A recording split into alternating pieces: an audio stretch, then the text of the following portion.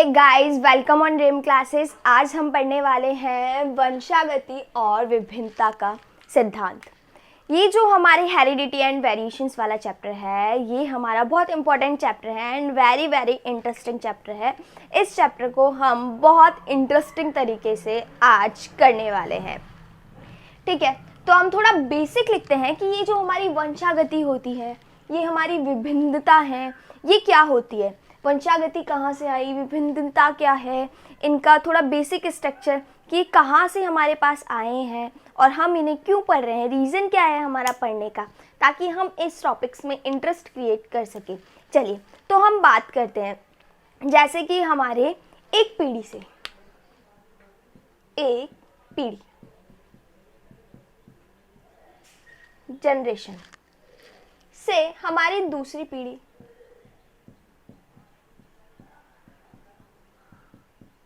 यानी कि जनरेशन।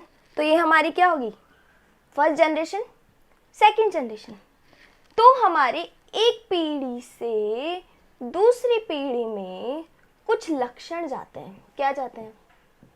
कुछ लक्षण जाते हैं। ये हमारे एक पीढ़ी से दूसरी पीढ़ी में लक्षणों का जाना, क्या जाना, क्या है? वंशागति। ठीक है। एंड विविधता क्या है हमारी? विविधता क्या है हमारी?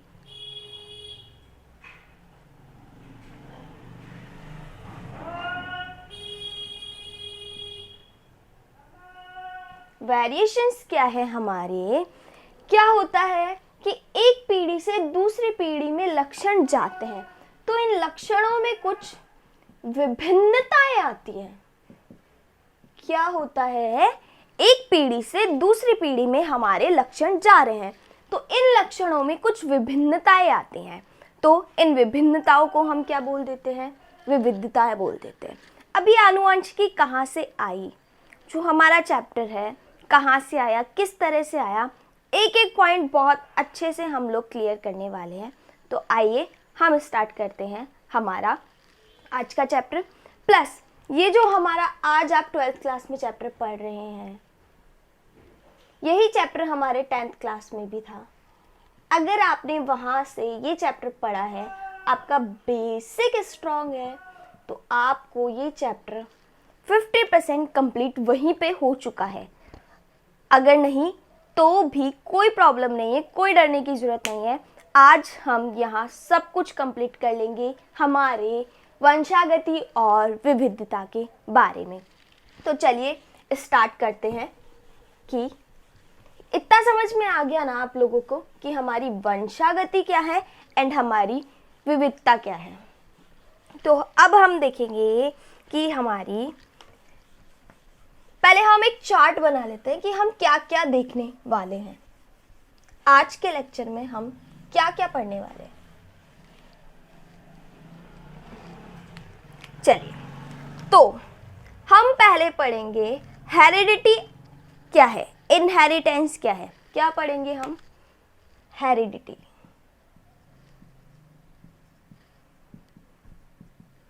या इनहेरिटेंस।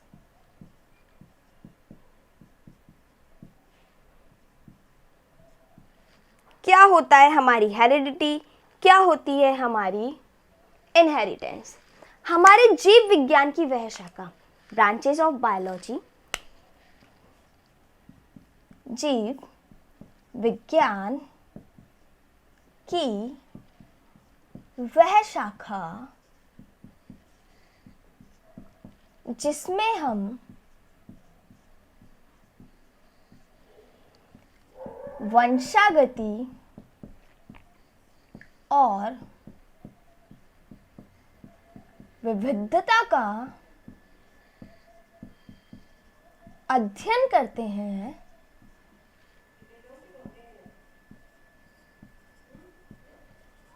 आनुवांशिकी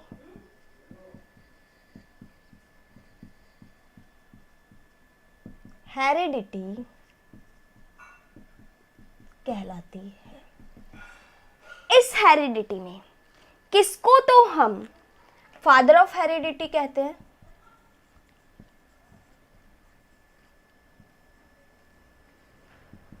एंड हमारा हेरिडिटी शब्द, हेरिडिटी वर्ड कहां से आया है? ठीक इसी तरह से हमारा वंशागति शब्द कहां से आया है,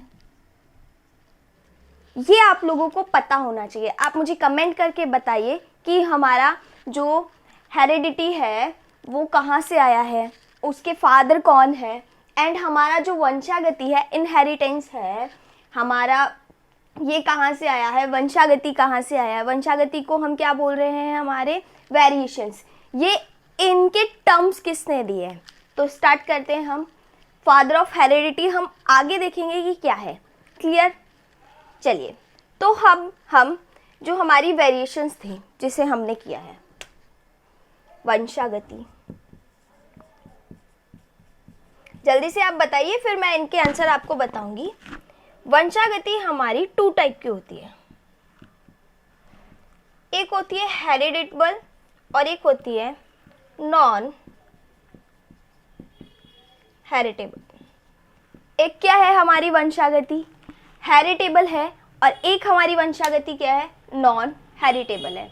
पता है क्या होता है कि हम जनरेशन मान के चलते हैं, या हम जनरेशन ले लेते हैं, जीवन जनरेशन ले लेते हैं। जीवन जनरेशन से कुछ कैरेक्टर G2 जनरेशन में गए। क्या हुआ, कहानी समझ के समझना कि जीवन जनरेशन में कुछ कैरेक्टर G2 जनरेशन में गए। यहाँ पे इसके 100% कैरेक्टर गए थे, लेकिन यहाँ पे सिर्फ 50% कैरेक्टर ही क्या हुए, हमारे देखने को मिले, यानी कि देखने को मिले, और 50% कैरेक्टर हमें देखने को नहीं मिले। जैसे ही हम G3 जनरेशन में जाते हैं तो हम देखते हैं कि यहाँ जो 50% कैरेक्टर हमें देखने को नहीं मिले थे, वो 50% कैरेक्टर हमें G3 जनरेशन में देखने को मिल रहे हैं। या फिर ऐसा हो सकता है G3 में ना देखने को मिले, G4 में देखने को मिले। क्लियर इतना? ठीक है, तो देखिए यहां से हम समझ सकते हैं कि हमारी हेरिडेटेबल क्या होते हैं और नॉन हेरिडेटेबल क्या होते हैं। क्या होता है कि हमारी वंशागति क्या है, एक पीढ़ी से दूसरी पीढ़ी में लक्षणों का जाना ही हमारी वंशागति है। अगर वो लक्षण हमारे प्रकट हो रहे हैं, विजिबल हो रहे हैं, तो वो हमारी हेरिडिटी है। अगर वो लक्षण प्रकट नहीं हो रहे हैं, विजिबल नहीं हो रहे हैं, तो वह हमारी नॉन हेरिटेबल वंशागति है। इतना क्लियर? ठीक है, अब हम बात करेंगे हमारे जेनेटिक्स की। किसकी बात करेंगे हम? हमारे जेनेटिक्स की। तो हम इस चैप्टर को 3 पार्ट में डिवाइड कर देते हैं। कितने पार्ट में डिवाइड कर देते हैं हम इस चैप्टर को? 3 पार्ट में। 3 पार्ट किस तरह से? देखिए 3 पार्ट हमारे कौन कौन से हैं? एक हमारी है प्री मेंडलियन, यानी कि मेंडल के जन्म से पहले। मिड में है हमारा मेंडलवाद, मेंडलिज्म, यानी कि जब हमारा मेंडल था। एंड नेक्स्ट हमने पढ़ने वाले हैं पोस्ट मेंडलियन, यानी कि मेंडल के जन्म के बाद किस तरह से हमारी जो वंशागति थी, आनुवांशिकी थी, जेनेटिक्स थी, वो किस तरह से थी, ये हम पढ़ने वाले हैं। फर्स्ट हम पढ़ेंगे प्री मेंडलियम, सेकंड हम पढ़ेंगे मेंडलवाद, मेंडलिज्म, एंड थर्ड हम पढ़ेंगे पोस्ट मेंडलियम। चलिए किसके बारे में पढ़ने वाले हैं हम? हमारे जेनेटिक्स, जो कि बहुत ज़्यादा अट्रैक्शन का पॉइंट होता है, बहुत ज़्यादा यहाँ से हमें नॉलेजेबल पार्ट भी है, किसी भी मतलब कोई आर्ट्स ब्रांच का है, कॉमर्स का है, साइंस के बच्चों को तो ये पता होना ही चाहिए, लेकिन उन बच्चों को भी उनकी नॉलेज के लिए एक लेक्चर पता होना चाहिए ताकि वो अपने एनवायरनमेंट से कोरिलेट कर सके। तो हम स्टार्ट करते हैं प्री मेंडलियन। प्री मेंडलियन में क्या था कि जब मेंडल नहीं थे उससे पहले बहुत सारे साइंटिस्टों ने अपने मत के अनुसार बहुत सारे लॉज, रूल्स, फॉर्मूले, ये हमारे केमिस्ट्री फिजिक्स में आते हैं ना, तो हमारे यहाँ तो क्या है, इन्होंने बहुत सारी थ्योरीज दी है, बहुत सारी थ्योरीज है। आप खुद पढ़ेंगे उन थ्योरीज को तो आप सोचेंगे कि ये क्या था, ऐसा भी हो सकता है क्या। चलिए देखते हम। फर्स्ट जो थ्योरी थी हमारे, वेपर थ्योरी। कौन सी थ्योरी? Vapour theory. ये हमारे दी है पाइथागोरस ने। किसने दिए? हमारे पाइथागोरस ने दिए। अब ये थ्योरी पता है क्या बोलती? कुछ अजीब सा ही जो आप अज्यूम करेंगे अभी। क्या बोलती है ये हमारी वेपर थ्योरी, पाइथागोरस थ्योरी? ये बोलती है कि जितने भी जीव उत्पन्न हुए हैं वे वेपर से, भाप से उत्पन्न हुए। Can't be possible. इस थ्योरी ने बोला कि जितने भी जीवों का निर्माण हुआ है वो वेपर से हुआ है। ऐसा किसने बोला? हमारे पाइथागोरस से बोला। नेक्स्ट हमारे थ्योरी है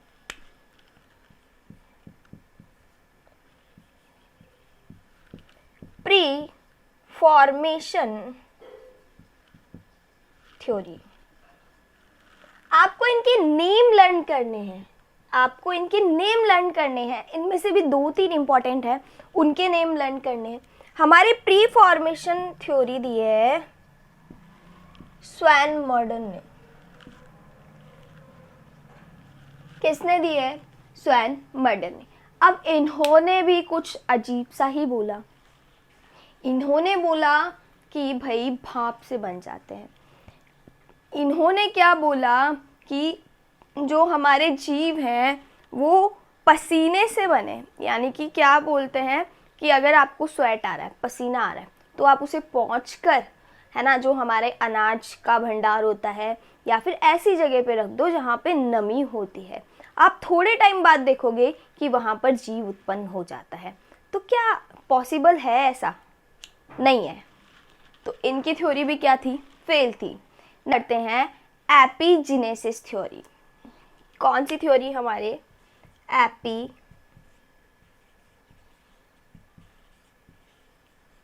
आपको नेम लर्न करने हैं, सिर्फ नेम कि ये एपिजेनेसिस थ्योरी किसने दी है, क्योंकि इन सब ने ही इस टाइप की बकवास की थी जो कि इम्पोर्टेंट नहीं। आज जितने हम विकसित है ना, जितने हमारी थॉट विकसित है, उसके अकॉर्डिंग तो इनकी थ्योरियाँ कुछ भी नहीं थी।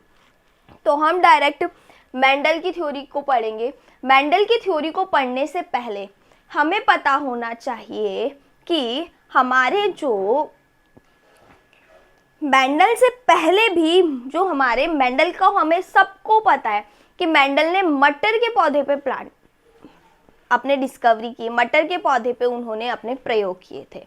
जेनेटिक्स की डिस्कवरी की, मटर के पौधे पर प्रयोग किए थे। लेकिन मेंडल से पहले भी मटर के पौधे पर किसी साइंटिस्ट ने प्रयोग किए हैं। आप उस साइंटिस्ट का नेम लिखकर बताइए। मेंडल से पहले भी किसी एक साइंटिस्ट ने मटर के पौधे पर प्रयोग किए हैं। आप उस साइंटिस्ट का नेम लिखकर बताइए।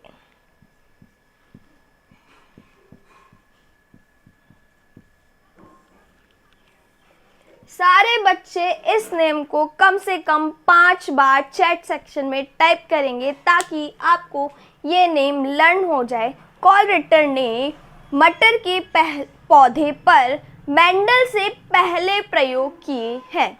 बहुत सारे एग्जामिनेशन में पूछा भी जाता है कि मटर के पौधे पर मेंडल से पहले किसने प्रयोग किए थे।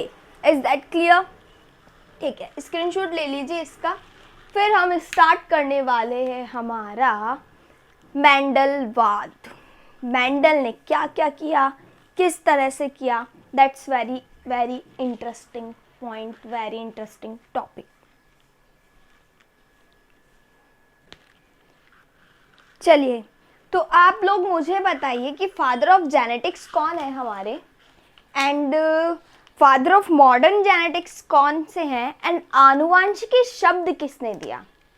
आप मुझे बताएंगे आनुवांशिकी शब्द किसने दिया, फादर ऑफ जेनेटिक्स कौन है, and modern father of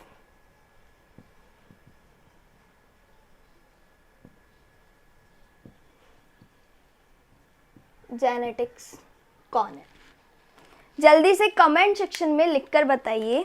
first वाला, आनुवांशिकी शब्द किसने दिया है, आनुवांशिकी शब्द किसने दिया है।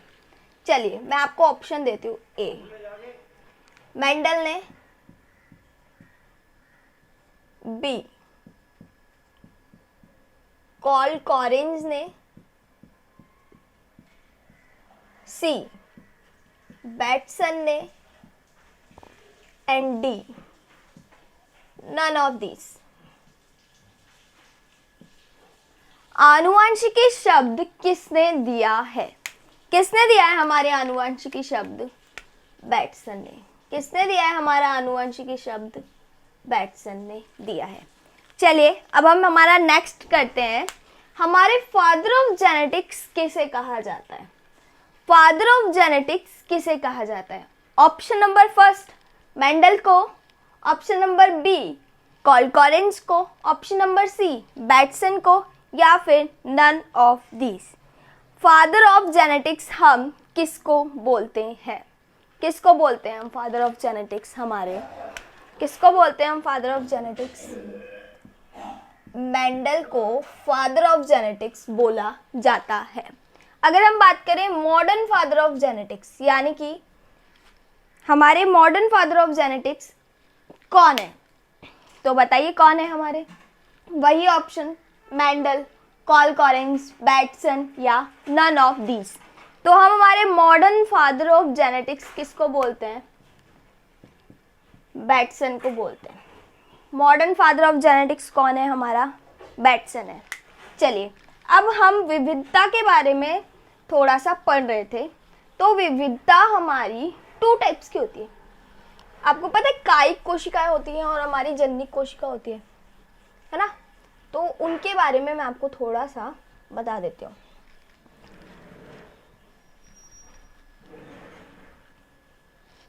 जैसे जो हमारी कायिक विविधताएं होंगी ना, वो एक पीढ़ी से दूसरी पीढ़ी में वंशागत ही नहीं होगी, और जो हमारी जन्निक विविधताएं होंगी ना, वही एक पीढ़ी से दूसरी पीढ़ी में जाती हैं। क्या है हमारी कायिक विभिन्नता या विविधता या जन्निक विविधता। अब ये जो कायिक विविधता है ना, ये हमारी जो जीवन जनरेशन है से G2 जनरेशन में नहीं जाती। जो हमारी जन्निक विविधता है वो जीवन जनरेशन से G2 जनरेशन में जाएगी। अब इसके आधार पर ये 2 प्रकार की होती है। 2 प्रकार की कौन सी है, असतत विभिन्नताएं, दूसरा है हमारा सतत विभिन्नता। चलिए अब यहां से क्वेश्चन आता है कि असतत विभिन्नताएं किसके कारण से हुई है और सतत विभिन्नताएं किसके कारण हुई है। जो हमारी असतत विभिन्नताएं है ना, ये होती है उत्परिवर्तन के कारण। किसके कारण होती है, उत्परिवर्तन के कारण। और जो हमारी सतत विभिन्नता है ये किसके कारण होती है, जीन विनिमय, क्रॉसिंग ओवर के कारण।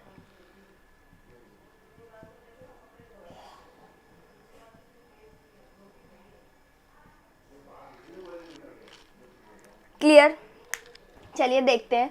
असतत विभिन्नताएं हमारे उत्परिवर्तन के कारण, सतत विभिन्नताएं हमारे जीन विनिमय का कारण। इसका स्क्रीनशॉट ले लीजिए आप जल्दी से इसका स्क्रीनशॉट ले लीजिए, फिर हम आगे चलेंगे। ठीक है।